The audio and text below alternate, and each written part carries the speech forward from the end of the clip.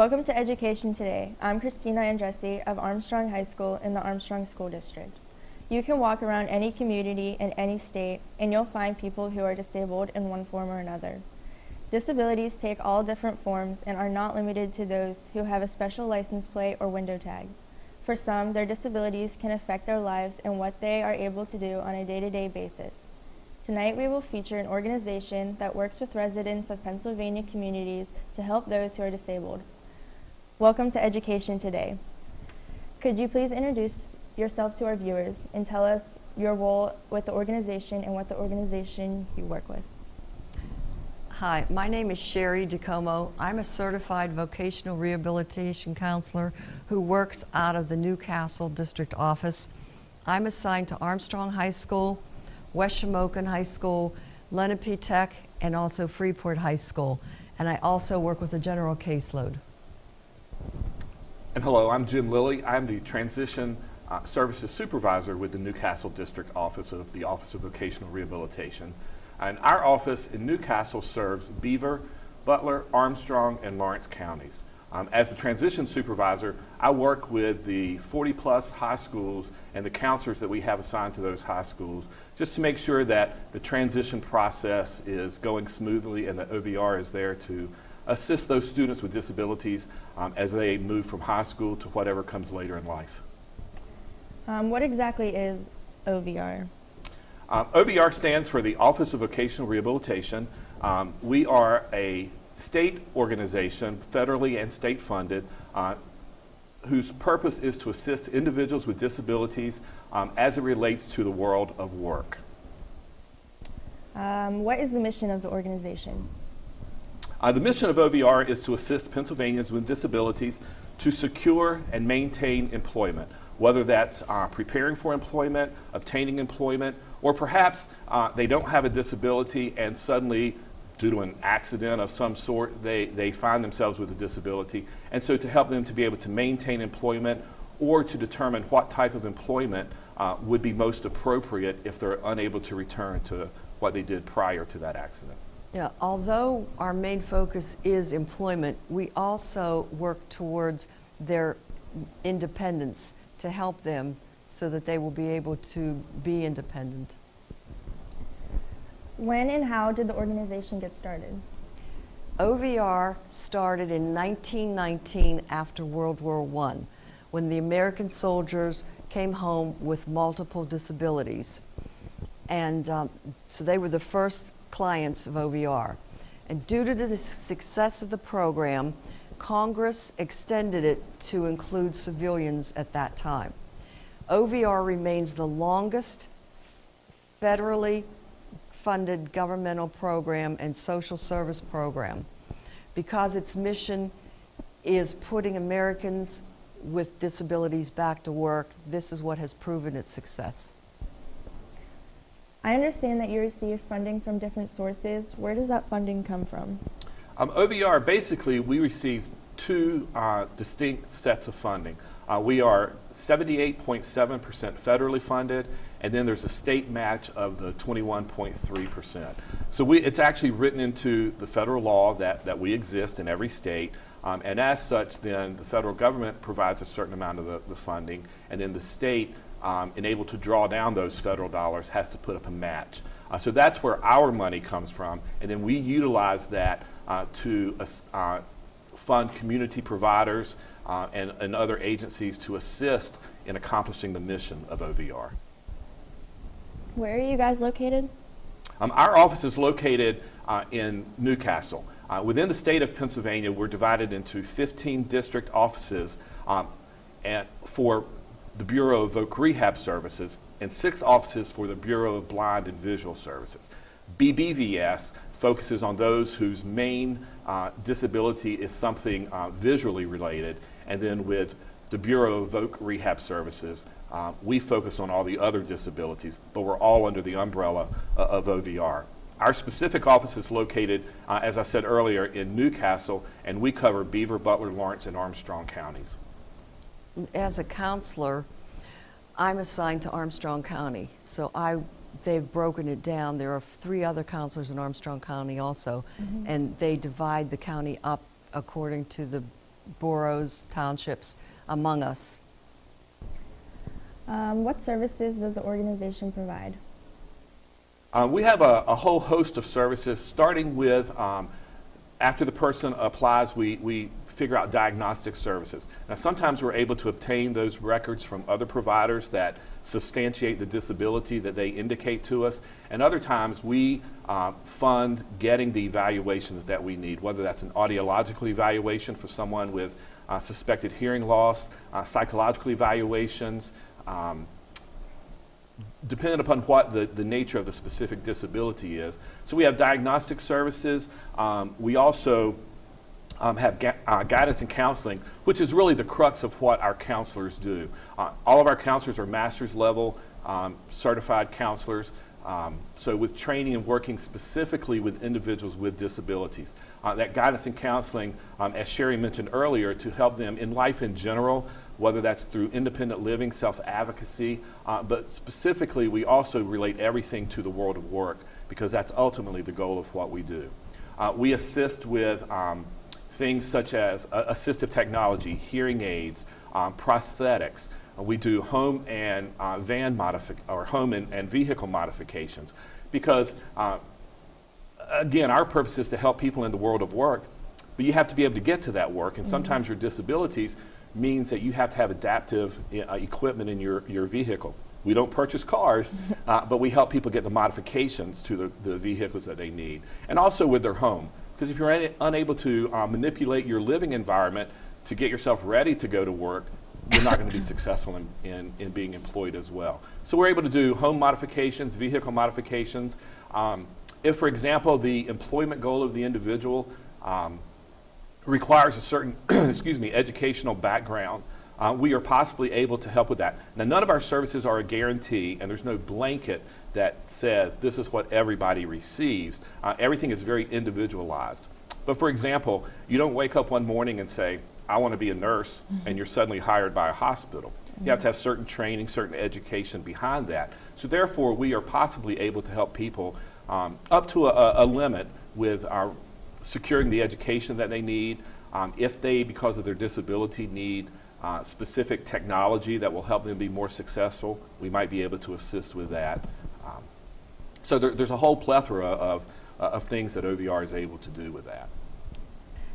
Thanks very much. We're going to take a short break and we'll be right back with Armstrong School District's Education Today. Success. We see it every day. Hundreds of majors and programs, bachelor's degrees to PhDs, small classes, internationally known faculty who are committed to your success. Real-world experiences to guide you on your career and life path. An alumni network 120,000 strong. I'm IUP President Mike Driscoll. Visit us. Find your success at Indiana University of Pennsylvania. Welcome back to Armstrong School District's Education Today. Tonight we're talking about the Office of Vocational Rehabilitation. We spoke about the OVR process right before our break, but who should apply for OVR services?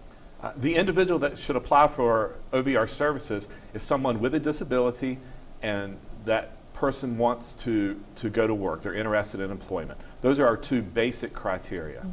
Yes, but one thing I want to point out too is a lot of people want to go to work, but they're unable to work, because I've encountered a lot of individuals in that situation, and I've tried to work with them, but their doctors do not permit them to work.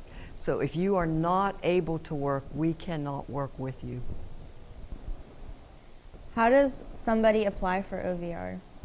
Actually, the application process recently changed with us. We've gone to an online application system. However, if someone does not have access to internet or computer, which oftentimes is the case, then they can simply call our office, and they will speak with one of our supervisors, and the supervisor will take some basic information, and then that's assigned to the appropriate counselor. Individuals are also able to, if they're working with another community or organization, a mental health agency, or some other service provider, They may be able to help the individual access applying for our services. Within the school systems, we have a counselor assigned to every school around the state of Pennsylvania. There's 501 different school districts, and we have a counselor assigned to each of them. That counselor, depending upon the relationship with that school, may be there once a week, maybe there multiple times during the week.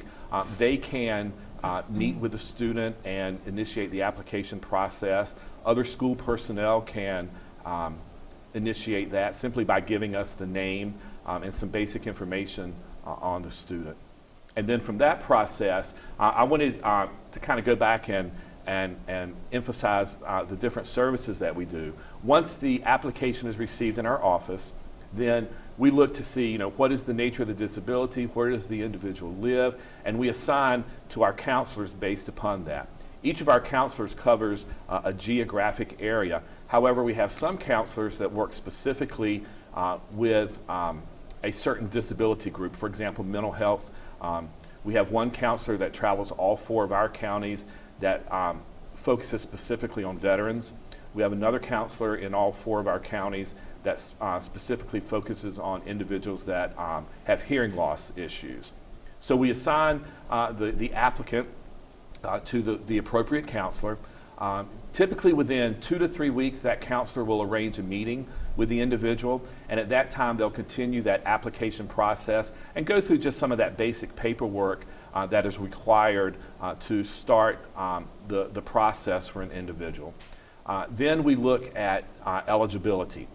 Just because you apply, as Sherry mentioned earlier, it doesn't mean you're appropriate for our services. Sometimes the disability might be too significant, or sometimes we get people who want OVR services, but they're not really interested in going to work. So we look at it from both angles, and we need to get then medical documentation of that disability. Sometimes, as I mentioned earlier, we're able to get that through the person's primary care physician, or maybe it's a mental health therapist that they see, or an audiologist they see. The school systems with the IEPs or 504 plans, those are helpful in us determining eligibility. And then once we determine eligibility, then the counselor meets with the client more, and they develop a plan of action. We call it an individualized plan for employment, because employment is the ultimate goal. And in that plan, it'll detail services that are appropriate to assist that individual in obtaining or maintaining their vocational goal. So we do diagnostic services. Again, we either receive information or we will purchase that information from the appropriate providers.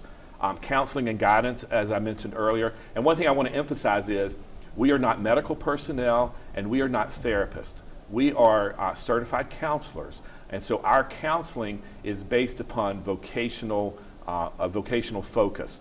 Any other services that arise that a person may need, we will refer them or help them figure out other providers within their community that can provide those things. Restoration services. That includes getting things like prosthetics, some of the mental health therapy that they may need. Again, we don't provide that, but we could help them in figuring out who the appropriate provider is. Training, as I mentioned earlier, educational, or whether that's a trade or technical school, community college, a truck driving school, the university level, whatever is most appropriate for that individual. Job placement services, because again, that's our ultimate goal. We have people on staff, we have business service representatives that are our link to the employers in our communities.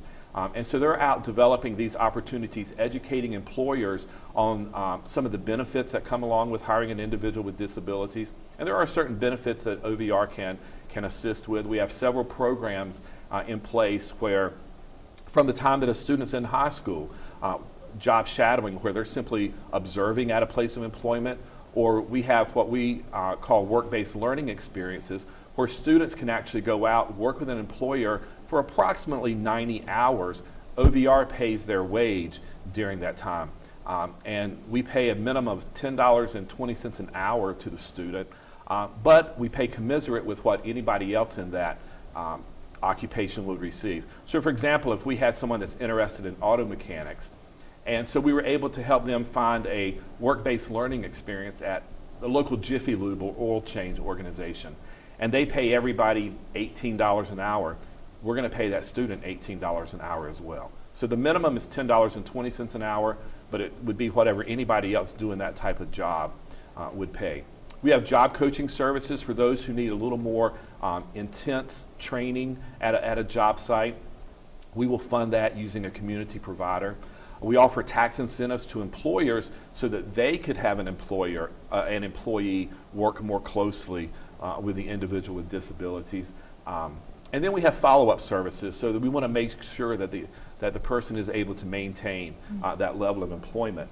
And then we have post-employment services. So after really the basics of OVR is finished and we've closed a case, if things arise, maybe a promotion is in store for the individual, and so there's some job duties that they're going to need assistance with based upon that promotion, we can reopen a case, we can go back in and work with that individual and the employer to make sure they are successful along those lines as well. So it's really it's a great process from start to finish, from the time that they apply until it's determined that they're able to successfully maintain that job. Do you want to tell them about the on-the-job training that we also have to offer? Yeah, we also have a program, part of our placement services, on-the-job training, which is, again, it's where we offer incentives for employers to come in. That's a 90-day. We like the term. We like 90 for some reason in OVR. But the work-based learning experiences I mentioned are for 90 hours. And that doesn't necessarily lead to permanent employment. There's no expectation of that. With on-the-job training, we will supplement the employee's wages up to 90 days. And we work that out with the employer. And so with that, there is the expectation that it is permanent employment. It's not just a temporary situation. We can help with those, but we really want to focus on ongoing employment. So then that person, as Sherry had mentioned earlier, is paying back into the tax system, which allows the process to continue so that others can receive that services. But one thing with the on-the-job training program too is while students are in high school, we are able to pay for them to have summer employment in order to develop a strong work ethic and also the soft skills that they will need to become employed once they do graduate. Because what they've discovered is a lot of the students, when they graduated and went to work, they did not have those soft skills or the work ethic. So they didn't go to work a lot because at school they missed a lot of days because they did not have to go.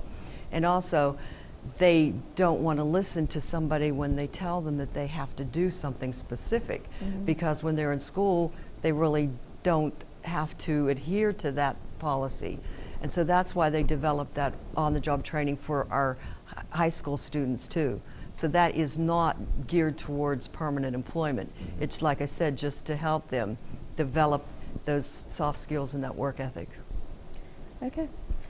Are there any costs associated with these services? Applying for OVR services is free of charge. Diagnostic services that we do, that is at no cost to the individual. Now, if the individual does have insurance, if we look at hearing loss, for example, if the individual has medical insurance, sometimes that insurance will pay for certain evaluations to be done, but insurance never pays for everything that OVR requires. So it could be a combination of insurance paying and OVR paying, but none of those services have any cost to the client. Now, when it comes to purchasing certain things, we do take into account a financial needs test. And we have a formula that we utilize to where we can whittle down the person's income.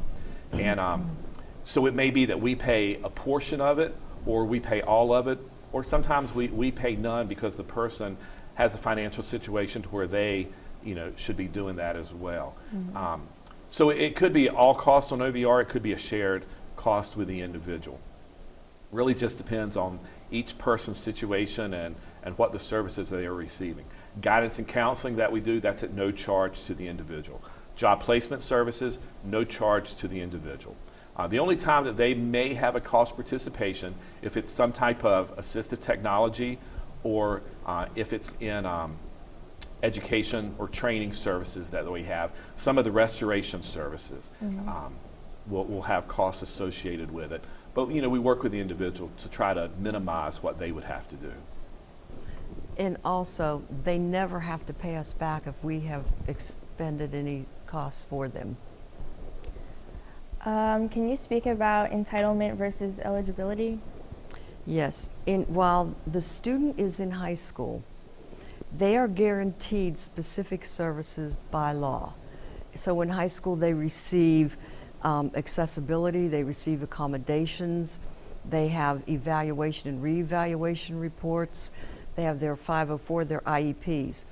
But when they graduate, that all ends. They leave the land of entitlement and they enter the land of eligibility at that point. And so when they become a client with OVR, the student must need and they have to ask for the specific service. And then they have to meet the criteria to be eligible for that service. And the criteria, like Jim was explaining, was having that disability.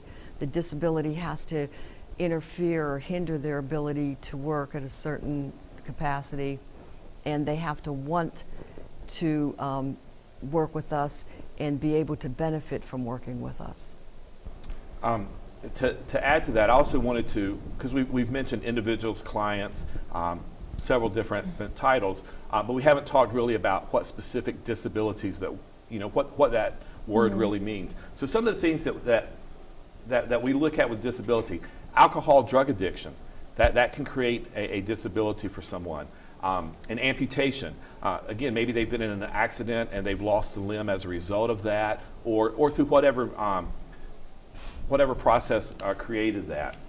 Diabetes, drug addiction, mentioned that, epilepsy, head trauma, traumatic brain injury. Maybe it's an athlete that's had several concussions and now there's some repercussions because of that.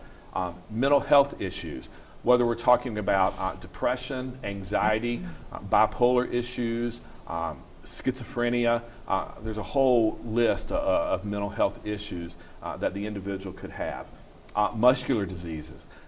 It may be someone who is suffering through life with multiple sclerosis or something similar to that nature. Visual impairments. Now, as I mentioned earlier, with visual impairments, if that's the primary focus, because of the nature of visual impairments, we have our sister organization, the Bureau of Blind and Visual Services, that typically work with those individuals, and we work with all these other disabilities that I'm mentioning. Intellectual disabilities.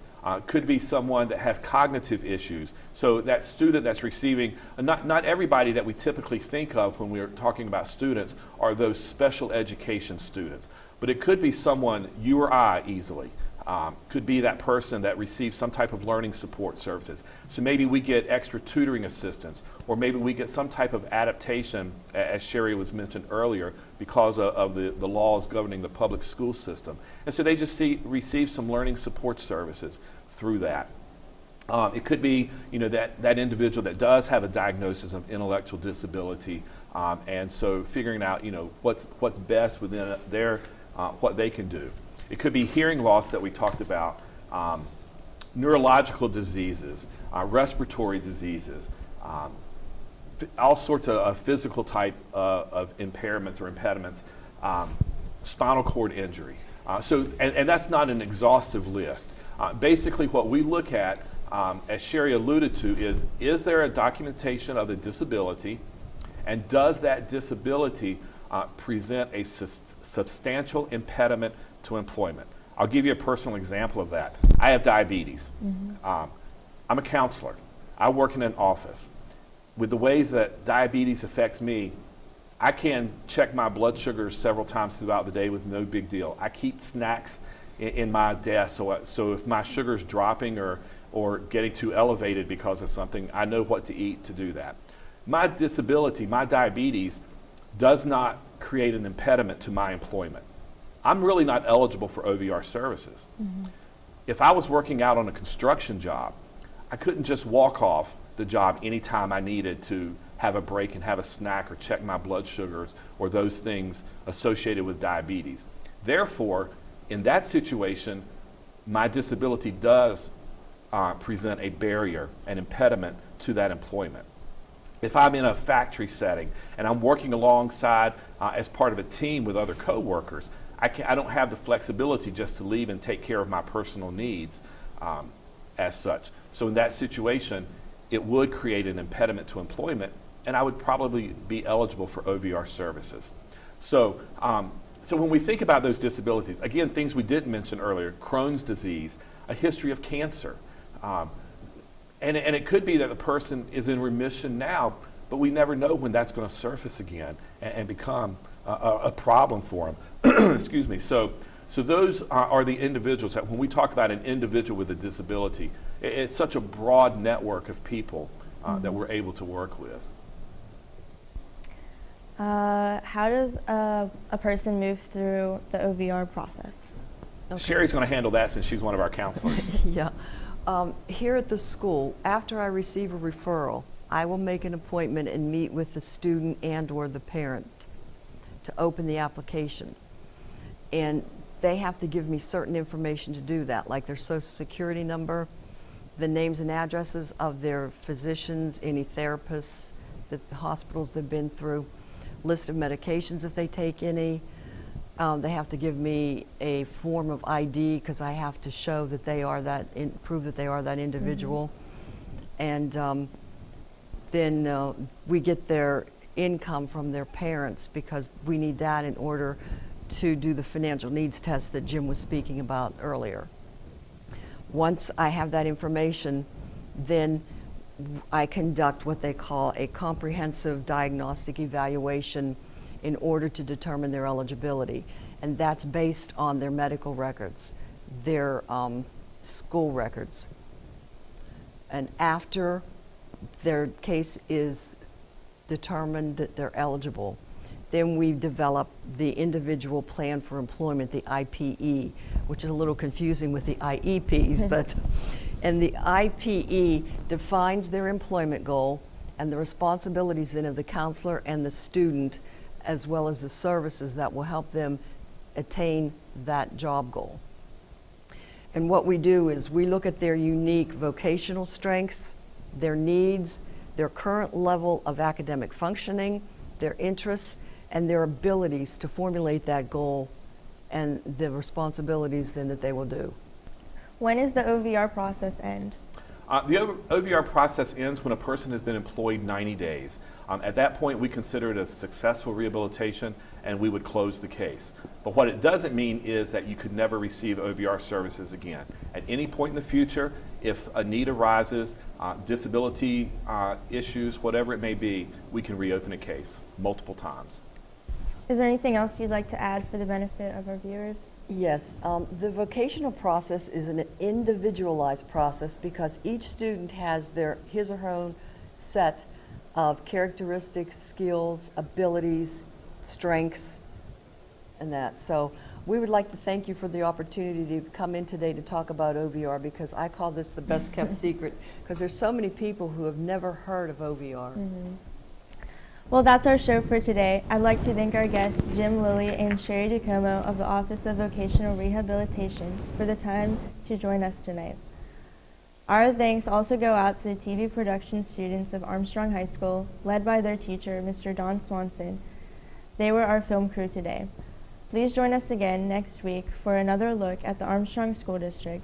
DVD copies of this and all Education Today programming can be requested by contacting Chris Garetene, the multimedia technician at Armstrong Junior Senior High School. Visit our website for updated information about the districts, and have a great week.